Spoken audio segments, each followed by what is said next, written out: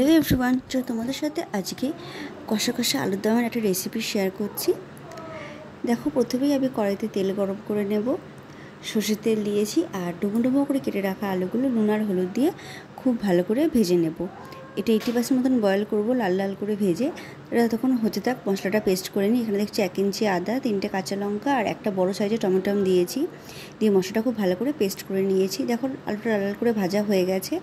নামিয়ে নিয়ে একটা তেজপাতা, একটা লবঙ্গ, এলাচ আর একটু দারচিনি ফোড়ন দিয়েছিলাম সাদা জিরের সাথে।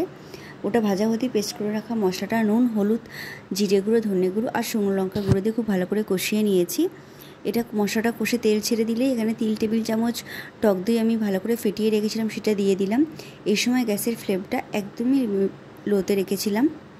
দেখো, মশলাটা একদম কষে গিয়ে তেল ছেড়ে দিয়েছে। এবার আমি উপর দিয়ে ভেজে রাখা আলুগুলো দিয়ে দেবো।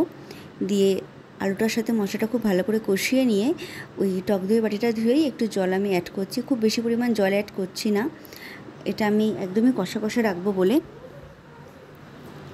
এবার এটা আমি ঢাকা দিয়ে কিছুক্ষণ হতে দেব। দেখো, 10 মিনিট পরেই ফিরে এসেছি। আলুর দমটা একদমই তৈরি হয়ে গেছে। এবার আমি উপর দিয়ে একটু কাসুরি মেথি আর ঘিটা দিয়েছিলাম। ঘিয়ের ক্লিপটা ডিলিট হয়ে গেছে। তোমাদের আজকে রেসিপিটা কেমন লাগলো আমাকে অবশ্যই জানিও। আর প্লিজ সবাই চ্যানেলটা সাবস্ক্রাইব করো। Thank you.